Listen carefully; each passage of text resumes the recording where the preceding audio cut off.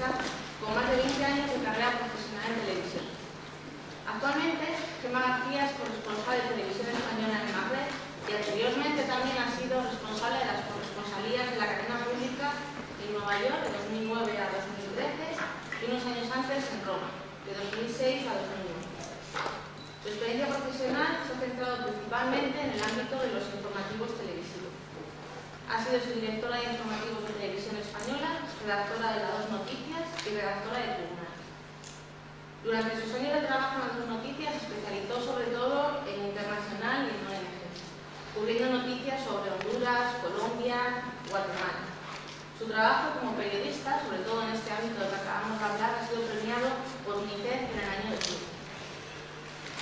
Después de este breve repaso a lo que ha sido un poco su carrera profesional en televisión desde el punto de vista internacional, la profesora Pilar Sánchez nos va a hacer una presentación de Gemma, sobre todo de sus inicios como periodista.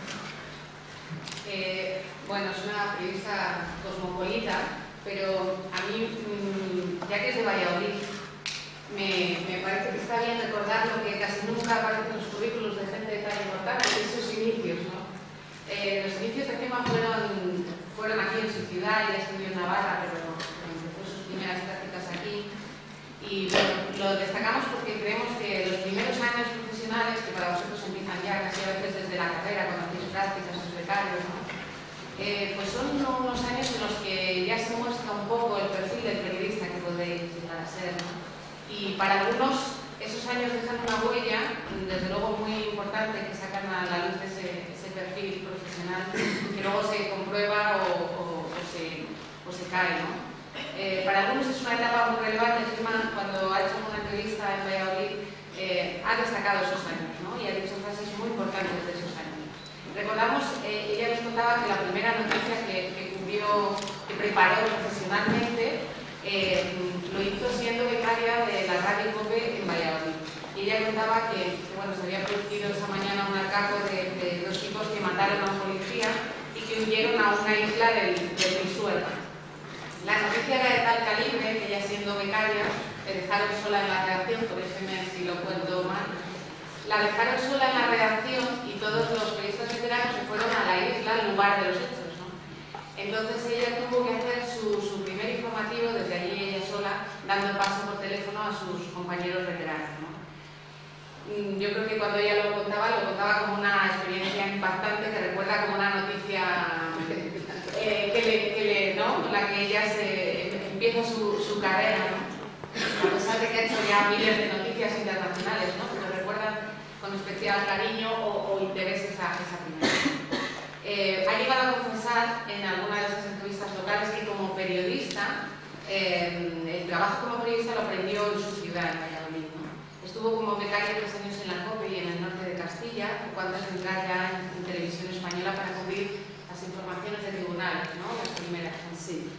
Bueno, a Valladolid ella ha dicho que se siente muy unida, de hecho tiene aquí familia y por supuesto viene con frecuencia a vernos, pero también nos ha transmitido que se siente unida por esa siembra profesional inicial, ¿no? Que ella resumía en una entrevista diciendo, en frase textual, relaciono mucho esta ciudad con mi infancia, pero también con quien soy como periodista.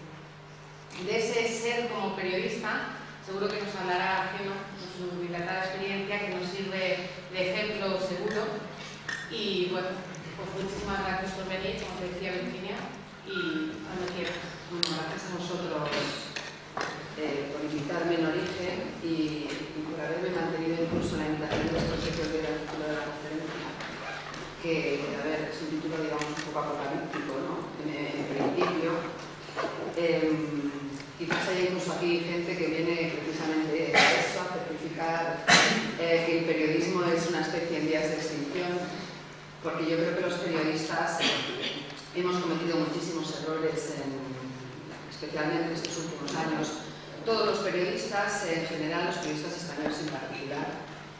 Entonces, no me sorprendería que hubiera gente que en el fondo estuviera deseando que esta especie de pronóstico que yo hago en el titular de la conferencia fuera acabar siendo cierto, aunque en realidad yo creo que todos estos saboreros no van a tener suerte, porque a pesar del título de mi conferencia yo soy relativamente optimista sobre el futuro del periodismo, entre otras cosas porque Hacer periodismo es ir y contar lo que estamos viendo, y eso se ha hecho desde las cuevas de Altamira y se va a seguir haciendo.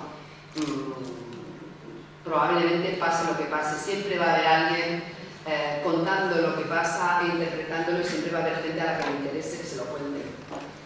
En todo caso, el hecho de que el periodismo esté pasando por una situación complicadísima no es una noticia, no lo voy a desvelar yo ahora mismo, pero también es cierto, lo comentábamos antes, que esto ha sido siempre así. O sea, el periodismo ha sido una profesión, a ver, no nos engañemos, muy vinculada a la marginalidad hasta hace prácticamente nada. O sea, hasta que los periodistas empezamos a creernos el cuarto poder, la mayoría de los periodistas eran unos muertos de hambre. O sea, nunca se ha vinculado al periodista, hasta hace probablemente muy poco, con el glamour, con el vivir bien. O sea, el periodismo siempre se ha considerado una profesión muy dura, porque lo es. Una profesión en general cara para los empresarios, porque el buen periodismo es muy caro. Conseguir... hay historias en las que las empresas invierten mucho tiempo y mucho dinero y que luego no salen. O sea, el buen periodismo, el periodismo de investigación, el periodismo que sigue una historia y la confirma o no, o al final tú estás siguiendo una historia y esa historia no es lo que tú pensabas, tienes que tirar a la papelera y tu empresa ha gastado mucho dinero y mucha energía. Eso sucede constantemente y tiene que seguir sucediendo, y el día que deje de suceder vamos por muy mal camino, porque significa que no estamos haciendo eso, que es investigar e intentar ir más allá del titular fácil. El día que dejemos de hacer eso habremos dejado de hacer periodismo. Pero independientemente de que el periodismo lleve en crisis tanto tiempo, probablemente toda la vida, yo creo que la situación actual es especialmente complicada. Os voy a contar un poco un asunto que en Estados Unidos a finales de marzo dio bastante que hablar, y que yo creo que tiene mucho que ver con la crisis actual del periodismo, incluidos, y empezando por los corresponsales, el legendario corresponsal de Associated Press y el Washington Post, Nate Thayer, que fue, digamos, el periodista, el corresponsal durante muchos años de la agencia y el periódico en el sudeste asiático. Fue probablemente el corresponsal que le enseñó al mundo lo que estaba pasando en Camboya, el horror de los Khmeres Rojos. Fue el primer periodista que entrevistó a Pol Pot. Quiero decir, Nate Thayer es una autoridad dentro del periodismo de corresponsales. Él publicó a finales de marzo, un carteo que había tenido con la editora del Atlantic Magazine, que es una revista digital muy prestigiosa en Estados Unidos, y muy prestigiosa y con razón. Lo que publica es bueno y hace buen periodismo, entre comillas.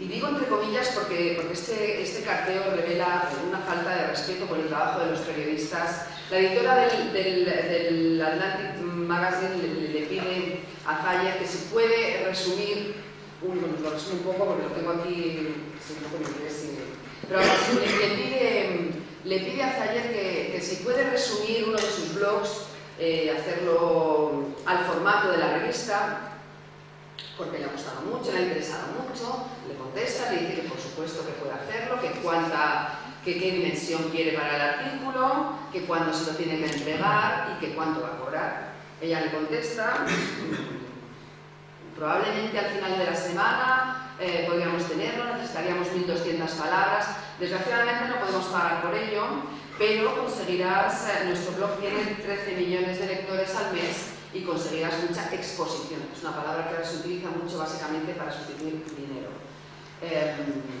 Ya no se paga a la gente con dinero, se paga con algo que se llama exposición o difusión.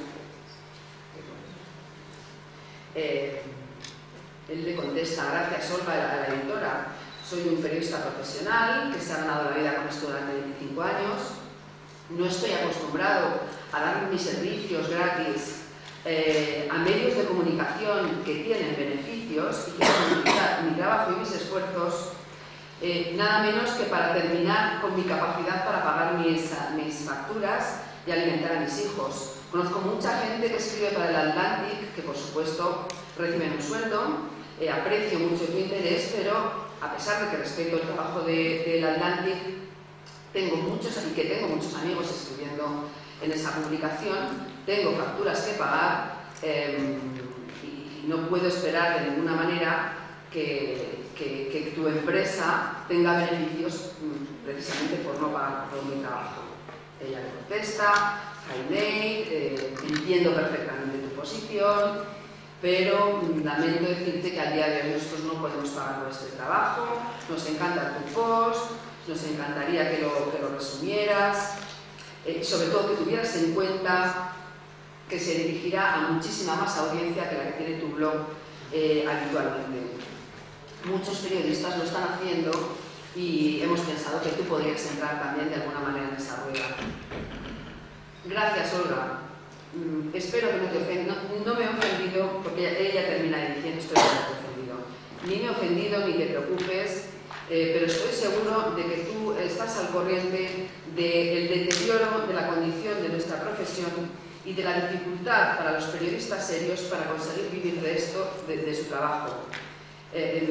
Y como consecuencia esto está provocando un deterioro en la calidad de las noticias en general. Irónicamente, hace unos años me ofrecieron trabajar en el staff del Atlantic y por escribir 6 artículos al año me ofrecían $125.000. El entonces editor, Michael Kelly, al que asesinaron en Irak cuando yo estaba junto a él, y yo nos habíamos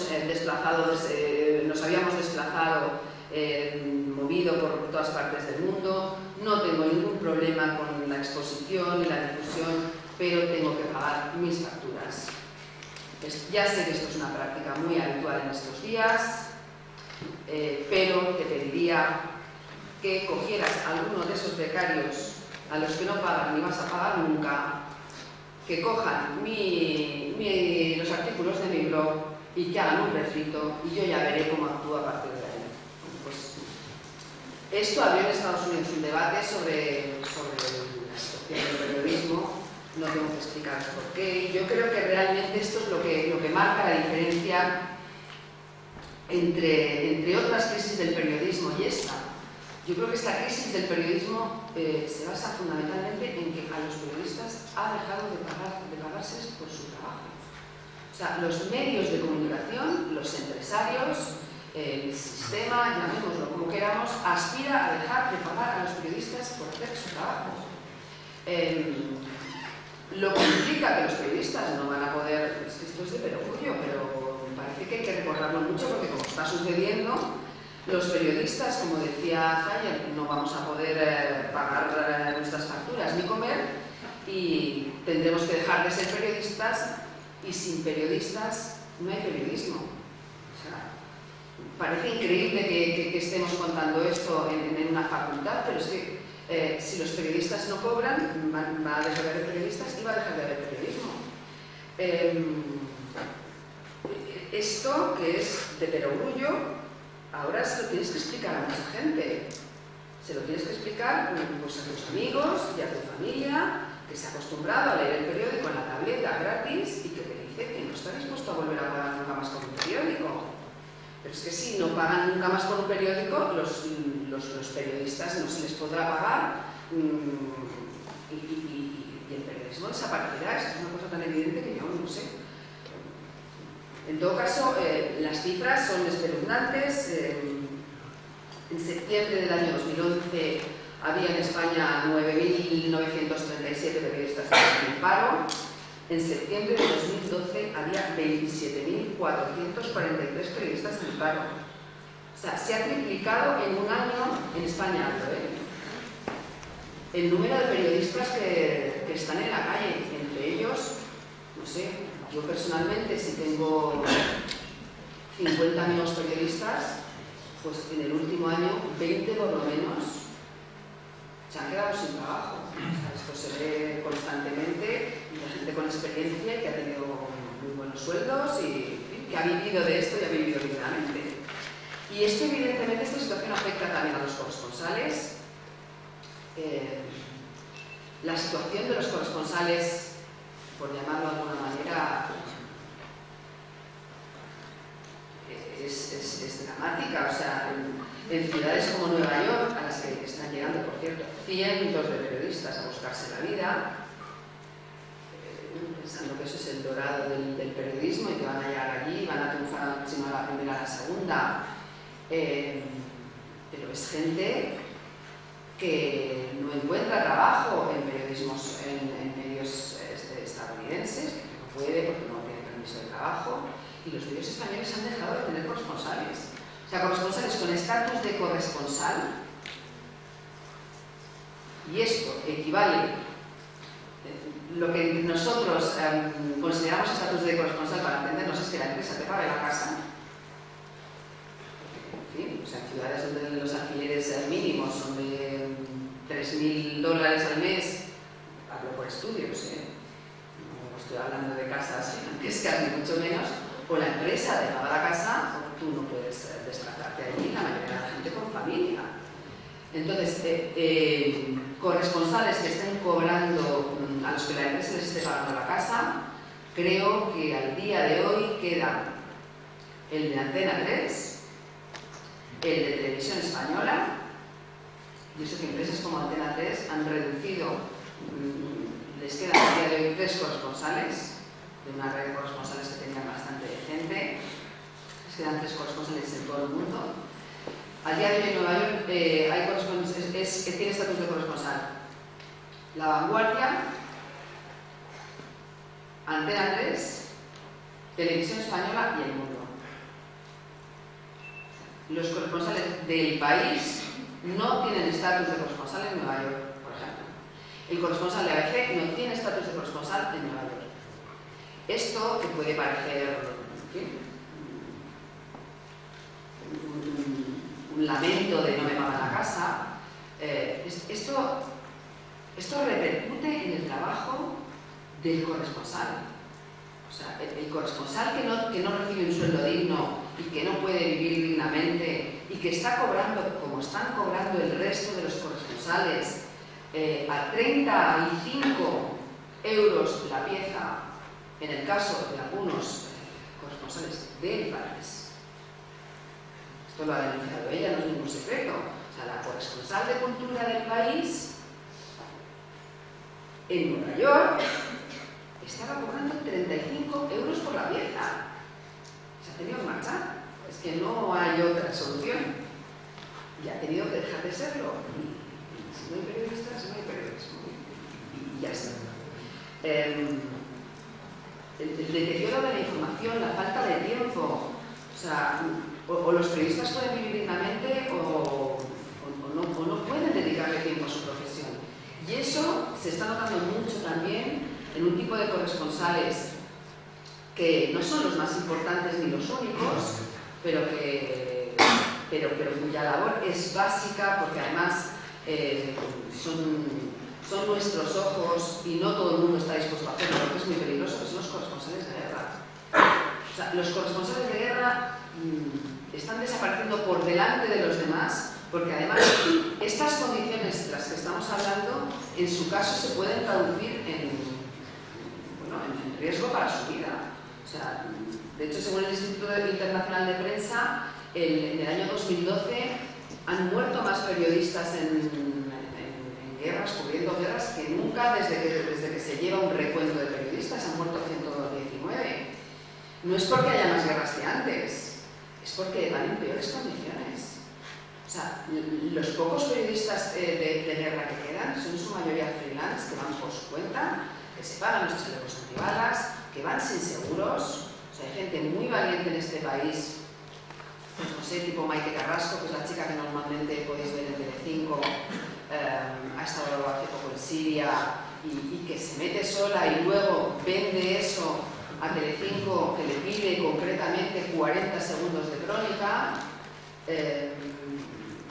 Gente como Mikel Ayestarán, que está trabajando para ETV y la Radio Vasca, que está haciendo un trabajo magnífico, pero todo también como freelance y bajo su absoluta responsabilidad.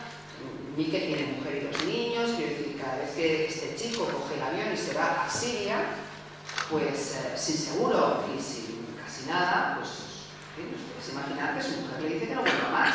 Y llegará un día en que no volverá más y dejaremos de tener otro corresponsal de guerra. Y no sabemos lo que está pasando en esos sitios. Que a lo mejor es lo que se pretende y lo que se quiere, pero bueno, que creo que es una reflexión.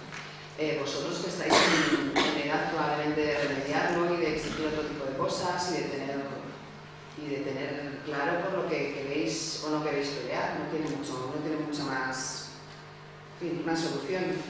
¿De qué es la culpa de este deterioro del periodismo? Pues mira, yo creo que la culpa de esto la tenemos los periodistas, solo y exclusivamente, en todas nuestras versiones.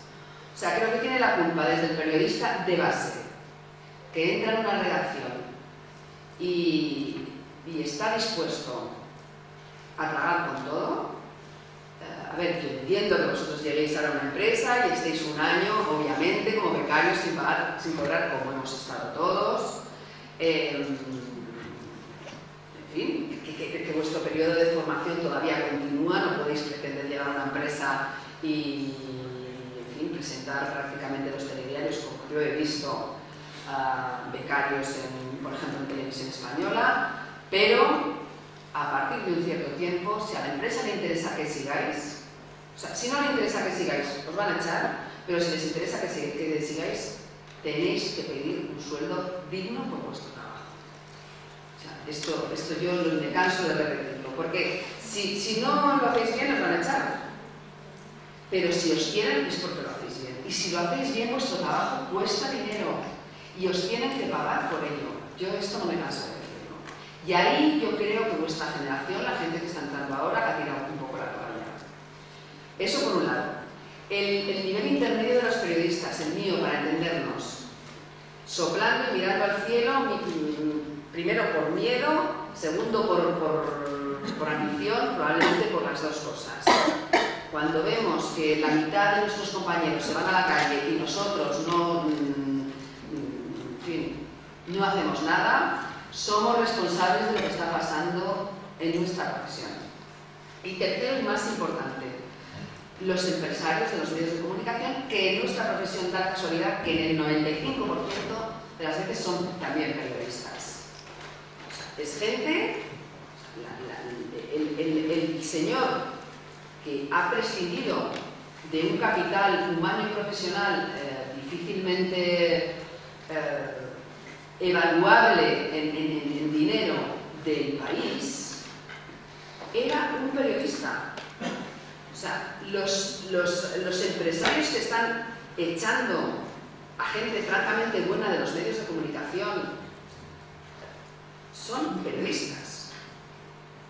Y digamos que el empresario, la persona que descuelga el teléfono de la corresponsal de un freelance, de un medio en Estados Unidos que trabaja de sol a sol, porque el trabajo en Estados Unidos es de sol a sol y los salarios son criminales, pues es un periodista el que en los últimos 3 años ha pasado de pagarle 300 euros por pieza a pagarle 100. Y son periodistas también. Entonces yo creo que aquí ha habido un deterioro de la profesión en el que todos somos muy responsables. A ver qué me piensa, porque se lo leí hace no mucho a Frank Rick, que es uno de los columnistas estrella del New York Magazine, que es una revista muy prestigiosa en el mundo del periodismo de Estados Unidos. Él decía que tendremos el periodismo, la única solución del periodismo, que solo tendremos el periodismo que estemos dispuestos a pagar, que esté dispuesto a pagar el lector. Y yo añado que el lector solo va a estar dispuesto a pagar periodismo de calidad. O sea, no hay otra solución para el periodismo. El periodismo se va a mantener porque el cliente va a pagar por él, pero, aviso, el cliente solo va a pagar por la calidad. No va a pagar por el periodismo de flash, no va a pagar por un periodismo que se ha quedado viejo en los periódicos, porque desde el tweet, o sea, para cuando sale un periódico llevamos 24 horas escuchando la misma noticia. El cliente solo va a pagar por análisis, contextualización, datos, información de verdad, y es la única salida para el periodismo, la calidad. Y la calidad necesita tiempo y necesita... a ver, ser corresponsal no es hacer turismo. O sea, ser corresponsal no es hacerte la maleta, irte a la aventura y llegar a un país y es una cosa romántica. O sea, ser corresponsal es un regalo, pero es muy duro. Te tienes que marchar de tu país, tienes que aprender el idioma, tienes que adaptarte, tienes que entender los códigos para poder explicarlos. Esto es fundamental, que superar los prejuicios. Yo ahora que estoy destinada desde hace muy poco tiempo, 3 meses en el Magreb, es básico superar los prejuicios para poder entender algo y poderlo explicar, porque si no lo entendemos nunca lo explicaremos bien a nuestros lectores. A ver, una cosa es el tipo de periodismo del americano impasible. Hablo de la película protagonizada por Michael Caine, que hacía el papel de ese periodista maravilloso y cínico que se llamaba Thomas Fowler. Yo no sé si la habéis visto, pero ahí hay una escena increíble. Él está destinado en Vietnam. En un momento dado le llaman del periódico y le dicen que le tienen que quitar porque su nivel de productividad es... el periódico no se puede permitir un corresponsal de esas características. Él le pregunta al asistente, al secretario, dice que le han llamado para decirle que le van a quitar, le pregunta ¿cuántas crónicas hemos mandado este año? Y le contesta el asistente, ninguna. Entonces casi no, claro, es que yo tengo que entender, que necesito tiempo, en fin. Este periodista clásico de los años 50 que existía, se moría de hambre, pero existía prácticamente, yo entiendo que eso sí está en vías de extinción hace mucho tiempo, pero lo que no puede ser es el periodismo de churrería. O sea, lo que no puede ser es lo que yo llamo el síndrome del niño del globo, y bueno, os explico un poco por qué, quizás alguno lo recordará. Hace un par de años hubo yo estaba allí trabajando en la oficina con todas las pantallas de las televisiones americanas y de repente veo un breaking news de un globo volando y los periodistas de la CNN como Logan lanzando que había un niño dentro de aquel globo. No, solo bastaba ver aquello para ver que el alimento no podía ir ni un niño ni nada. Un globo gigante y tal, ¿no? Los padres han dicho que se ha metido dentro y tal y cual, el niño del globo. A las agencias americanas, yo no descolgo, que me pagaban por eso, que me pagan por distinguir, yo jamás descolgué un teléfono para avisar a mi empresa. El telediario de Televisión Española estaba en emisión. Y sale el policía y dice, yo que estoy en el país y para eso estoy en el país, y sale el policía y dice que no puede haber un niño ni puede haber nada, que como pueden decir los padres, que tal, porque luego iban y todas las cámaras de televisión y los helicópteros y viendo aquello tremendo. Viendo aquello, ya empiezan a decir los policías que es imposible que haya un globo, un niño aquí dentro, los expertos tal. Y de repente yo veo en el telediario de mi cadena que da la noticia del niño del globo. Va un globo, un niño. Y yo descubro el teléfono y digo, ¿cómo estáis dando esta noticia? Pues que están todas las cadenas americanas como locas. Digo, pero por favor, es que alguien tiene... Como el telediario estaba en emisión, ellos vieron que todas las... Y dijeron, por favor, esto hay que darlo ya. Les pudo la prisa antes que la reflexión. Y cuando me llamaron, cuando llamé, digo, pero por favor, que aquí ya están diciendo que no hay ningún niño en ese globo, ¿cómo no me llamáis? Bueno, pues porque como ya tanto niño y como era tal, y como ya estamos en emisión. Entonces yo, al rato, a los 2 minutos, el jefe de policía dice que efectivamente no hay ningún niño, que los padres han reconocido, que se lo habían inventado para ver si para tener publicidad, y me llaman mis jefes con un criterio y me dicen, Gemma, ahora tenemos que salir de esta. Digo, claro, ya no tengo que salir yo. O sea, vosotros los habéis puesto locos y ahora yo... Claro, pues es que sí, tuve que salir porque para eso me pagaban. Para que yo supiera intentar explicar cómo es posible que en un país en el que yo vivo y por el que me pagan la casa, eso pudiera suceder. Y bueno, salimos yo creo con bastante dignidad, pero porque yo sabía de lo que estaba hablando. Pero en todo caso, el tema del, o sea, lo que yo llamo el síndrome del niño globo es un cáncer en el periodismo, que es la falta de reflexión. O sea, no tenemos tiempo para pensar, porque como estamos en Twitter, en los canales 24 horas, en el blog, en la radio, claro. Nosotros ahora que Radio y Televisión Española está en un proceso que llaman de sinergias y que en muchos casos es fundamental, tampoco tiene por qué haber utilidades necesarias, pues claro, estás a 800 cosas y al final no haces ninguna bien.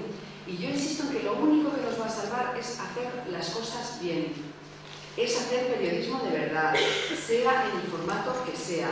En Twitter se puede hacer buen periodismo, no nos engañemos.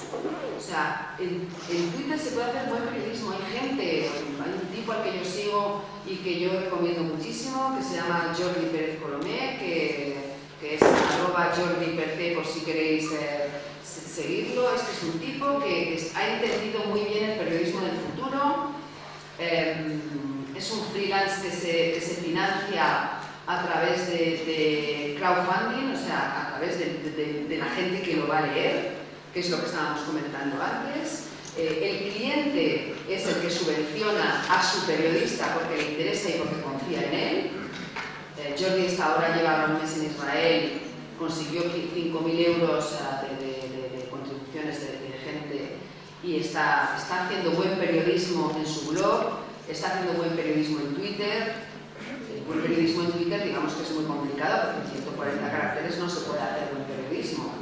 Pero sí se puede hacer buen periodismo si tú pones los links adecuados y tú orientas a la gente hacia artículos buenos, hacia artículos en profundidad.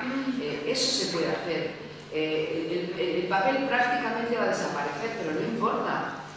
Si yo tengo una buena historia, una historia contextualizada, con datos en la tableta, me la leo igual, o en el móvil si la pantalla es grande, me da igual. Me da igual que el periodista de televisión lleve una cámara así grande o lleve una mochila 3G como llevamos ahora y hacemos las crónicas desde cualquier sitio, al revés, es mucho mejor. Las nuevas tecnologías nos están ayudando a hacer nuestro trabajo, pero solamente si nuestro trabajo realmente tiene algo detrás. El formato no puede ser el periodismo en sí mismo. Si no hay detrás profundidad, si no hay detrás contextualización, me da igual. Será un mal periodismo y estará colgado en Twitter y será una porquería. O sea, las nuevas tecnologías no garantizan nada, ayudan, pero no garantizan, sino todo lo contrario. Por lo que tenga que callar, me calláis. Voy terminando porque supongo que queréis hacerme alguna pregunta.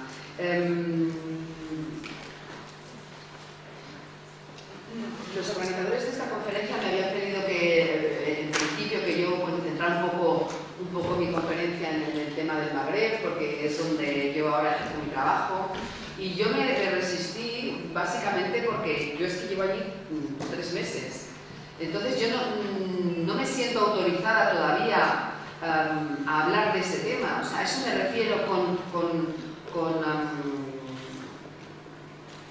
contar las cosas contextualizadas y entendiendo los códigos del país en el que vives. Pero he leído libros antes de ir y me he informado mucho, pero en todo caso, hasta que no llegas allí y ves las cosas, nunca las cuentas igual de bien. Yo ahora, por ejemplo, hay mucho periodista de redacción, o sea, hay mucho corresponsal en las redacciones en Madrid, que hacen información internacional con el teletipo y las imágenes que les llegan de agencia. Yo he hecho las dos cosas. He hecho mucho periodismo internacional y con teletipo y imágenes de agencia magníficas, hechas por magníficos cámaras. Yo os aseguro que cuando uno está en el sitio y cuenta lo que ve, lo transmite muchísimo mejor y de otra manera y de forma que vosotros lo podáis entender que en las redacciones. O sea, hay que seguir yendo a los sitios, hay que seguir hablando mucho con la gente, hay que seguir saliendo de las redacciones, lo contemos a través de un teléfono móvil o a través de una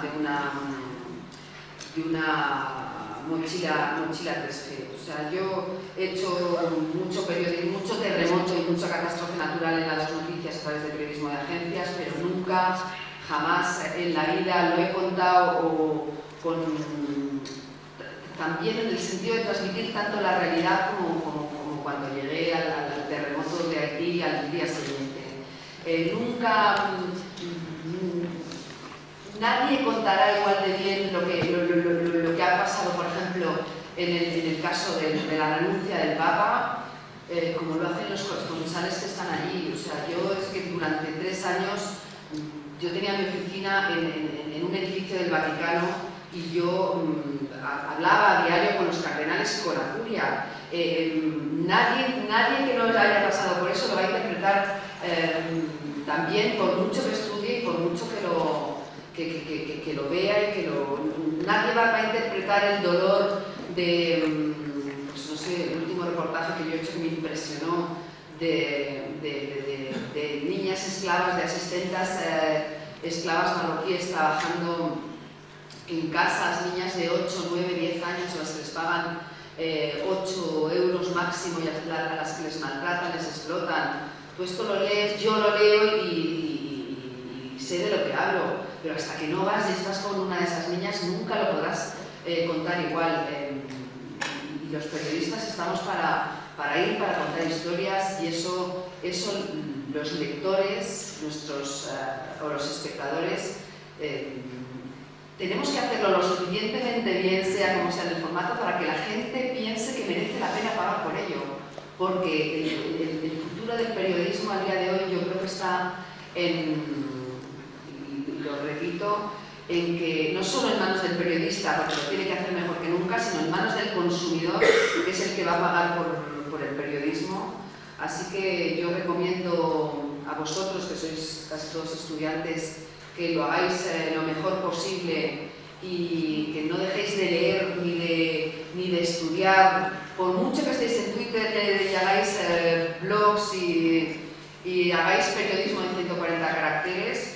Y luego a los consumidores yo les recomiendo que sigan consumiendo buen periodismo, ya sea en una tableta o en un chip que nos pongan en la cabeza dentro de 3 o 4 años, pero que paguen por ello, y precisamente por pagar por ello que consuman y exijan calidad. Y ya me callo porque sí, porque prefiero que me preguntéis o no sé, cosas que... Eso mucho mejor.